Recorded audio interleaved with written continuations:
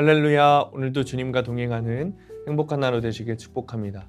오늘 큐티 본문은 고린도후서 7장 2절에서 16절 말씀입니다. 오늘 큐티는 기쁨이 넘치는 도다 라는 제목으로 회개의 기쁨에 대한 묵상입니다. 말씀 질문입니다. 왜 바울은 디도에게 자랑한 것이 부끄럽지 않게 되었나요? 바울은 마음을 넓히라는 권면에 이어서 고린도 교인들이 넓어진 마음으로 바울 자신과 자신의 동역자들을 영접해 주기를 호소했습니다. 2절입니다. 마음으로 우리를 영접하라.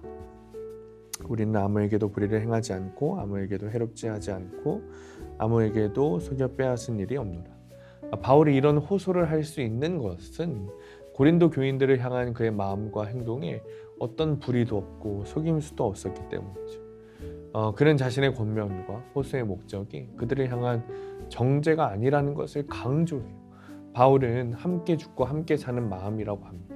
그것은 사랑의 마음, 사랑으로 고린도 교인들에게 호소하는 거예요. 그렇게 바울은 환난 가운데 있어도 고린도 교인들로 하여 위로를 받고 기쁨이 넘쳤습니다. 이처럼 사랑으로 말미암아야 마음으로 영접할 수 있습니다.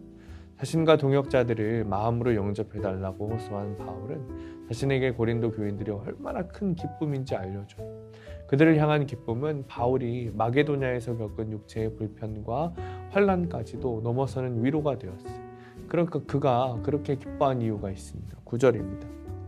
내가 지금 기뻐함은 너희로 근심하게 한 까닭이 아니요 도리어 너희가 근심함으로 회개함에 이른 까닭이라. 너희가 하나님의 뜻대로 근심하게 된 것은 우리에게서 아무 해도 받지 않게 하려 함이라. 그 이유는 디도가 전해준 고린도 교인들의 회개의 소식이었어요. 회개의 소식. 바울은 자신이 보낸 편지가 고린도 교인들을 근심하게 한 것에 후회했지만 그들이 근심함으로 인해서 회개에 이른 것에 감사와 기쁨을 표현해요. 이처럼 하나님의 뜻대로 하게 된 근심은 슬픔이 아니라 기쁨의 이유가 된다니까요. 바울이 고린도전서와 고린도후서 사이에 쓴 편지는 고린도 교회 안에서 불의를 행한 자의 치리 문제에 대한 것을 보여요. 그런데 그 편지의 목적은 고린도 교인들을 근심하게 하는 것이 아니라 바울 자신의 사랑하는 자녀같이 권면하는 거예요.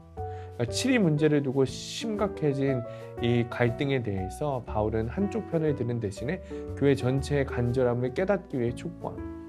누군가의 옳고 그름을 따지는 게 아니라 공동체의 질서, 성도의 구원이 더 중요하기 때문이죠.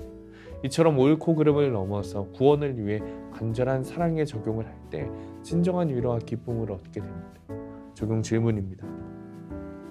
다른 지체에게 권면이나 호소를 할 때 정죄하는 마음으로 합니까? 사랑하는 마음으로 합니까?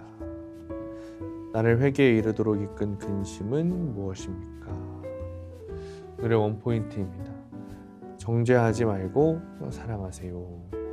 공동체를 향한 사랑이 있어야 돼요, 여러분. 인간의 눈으로 정죄하고 판단하는 것은 공동체에 도움이 안 될 때가 많아요. 교만의 죄만 저지를 뿐이죠. 어느 누구도 다른 사람을 정죄할 권리가 없어요. 오직 말씀으로 내 죄를 보는 은혜가 있어야 돼. 그러니 우리는 사랑으로 공동체를 섬겨야 됩니다. 오늘도 정죄의 눈이 아니라 사랑으로 공동체를 섬기는 하루 되시기를 축복합니다. 기도하겠습니다. 주님, 우리 마음에 정죄의 눈이 닫히고 사랑의 눈이 열리게 되기를 원합니다. 공동체를 정죄하고 판단하는 것이 아니라 사랑으로 그의 구원을 위해 더 기도하고 감싸주기를 원합니다. 그래서 주님 보시기에 하나된 연합하여 선을 이루는 공동체가 되게 하여 주옵소서. 더 귀한 것이 옳고 그름을 따지는 것이 아니라 사랑하고 덮어주고 용서하는 것임을 깨닫게 하셔서 그 일을 우리가 잘 감당할 수 있도록 축복하여 주옵소서. 예수님의 이름으로 기도합니다. 아멘.